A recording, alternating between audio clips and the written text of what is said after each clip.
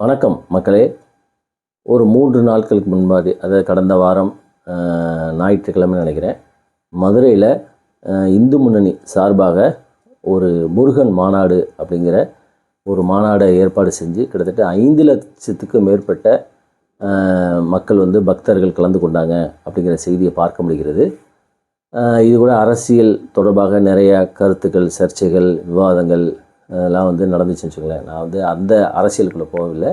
அதில் பார்க்கப்பட்ட சில நல்ல விடயங்கள் அதை தான் உங்களோட இந்த வீடியோவில் பகிர்ந்து கொள்ளலாம்னு இருக்கேன்.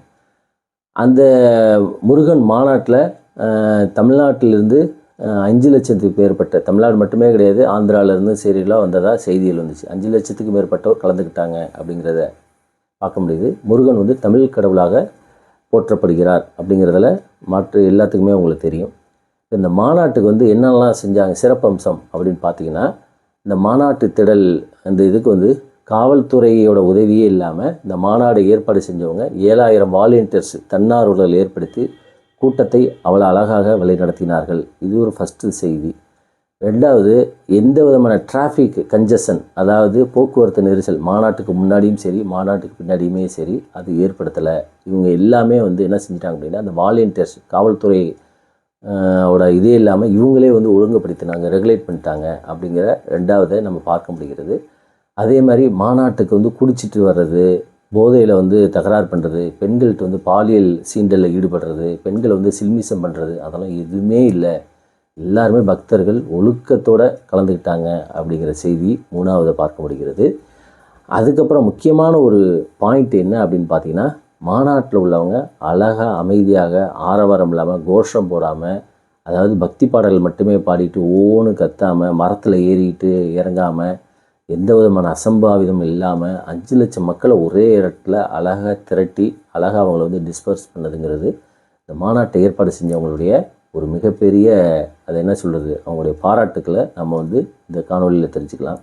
அதுக்கப்புறம் பார்த்திங்கன்னா, இந்த மாநாட்டு முடிந்ததுக்கப்புறம் அந்த மாநாட்டு திடல் எப்பயுமே பார்த்திங்கன்னா, இந்த அரசியல் கட்சிகள் மாநாடு நடந்ததுக்கப்புறம் அந்த திடல் பார்த்திங்கன்னா 1 மாதத்துக்கு அந்த திடலை பயன்படுத்த முடியாது. அந்த மைதானத்தை அவ்வளவு குப்பை கூலங்கள், அதே மாதிரி பாட்டில்ஸு, அதை சாராயம் குடித்தாங்கன்னா சாராயம், இந்த மாதிரி பாட்டில்ஸ் எல்லாம் கிடந்து ஒரே குப்பையும் மாதிரி இருக்கும். அதை க்ளீன் பண்ணுறதுக்கே 1 வாரம் ஆகும். ஆனால் இந்த மாநாட்டை ஏற்பாடு செஞ்சவங்க அந்த வாலண்டியர்ஸை வச்சு என்ன செஞ்சாங்க அப்படின்னா, ஒரே நாளில் அத்தனை குப்பை, காகிதங்கள், இந்த வாட்டர் பாட்டில்ஸு, தண்ணி கேனு எல்லாத்தையும் எடுத்துகிட்டு, அதே மாதிரி அந்த தோரணங்கள், அந்த கம்பி இதில் கம்பெலாம் கட்டுவாங்க பார்த்திங்களா, அந்த பேனர்ஸு, ஃப்ளக்ஸு எல்லாத்தையும் அழகாக எடுத்து கூட்டி பெருக்கி மாநாட்டை கனக்கச்சிதமாக ஒழுங்காக தூய்மைப்படுத்தி அந்த சாவியை அந்த மாநாட்டோட பொறுப்பாளர்கிட்ட கொடுத்தாங்களா அப்படிங்கிற செய்தியை பார்க்க முடிகிறது. அதே மாதிரி கூட்டத்தில் கலந்தவங்க யாருமே இந்த கூட்டத்தில் கலந்துக்கிட்டவங்களுக்கு சாராயம்லாம் கொடுத்த மாதிரி எந்த ஒரு விதமான பேச்சு தகவல் எதுவுமே இல்லை. அப்போ இதுலேருந்து என்ன தெரிகிறது அப்படின்னா, ஒரு அரசியல் கூட்டம், அது அரசியல் கூட்டம், அரசியல் கட்சியை சேர்ந்தாலும் சரி, எந்த ஒரு இயக்கமாக இருந்தாலும் சரி, ஒரு கூட்டம்னா இப்படி தான் இருக்கணும்.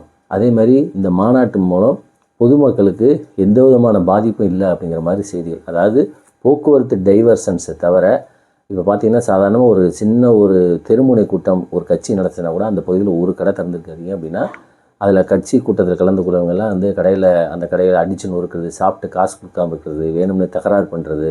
இப்போ சமீபத்தில் எனக்கு தெரிஞ்சு பார்த்திங்கன்னா, இந்த சைடு மரக்காணத்தில் ஒரு கட்சியோட கூட்டம் நடந்துச்சு.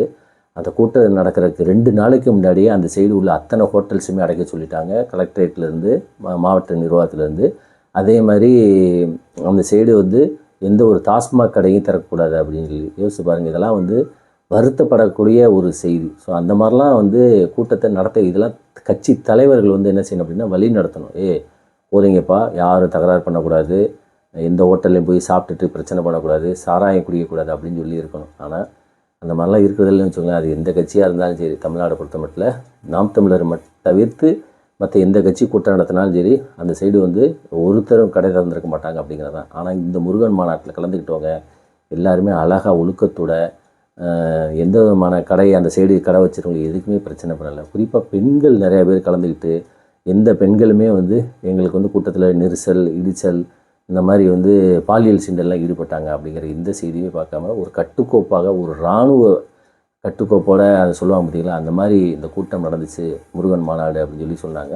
இது வந்து வரவேற்கத்தக்க ஒரு நிகழ்வு. இதே மாதிரி அது தமிழ்நாட்டில் உள்ள கட்சிகள், அது ஆளுங்கட்சியாலும் சரி, எதிர்கட்சியாலும் சரி, இல்லது நாங்கள் தான் தமிழ்நாட்டில் பெரிய கட்சி என்று சொல்லக்கூடிய எந்த ஒரு கட்சி, அது ஜாதி கட்சியாக இருந்தாலும் சரி, எந்த ஒரு மதத்தின் பின்னிலையில் இருந்தாலும் சரி, இந்த மாதிரி கூட்டம் கூடுனா இதெல்லாம் வந்து கடைபிடிக்கணும்.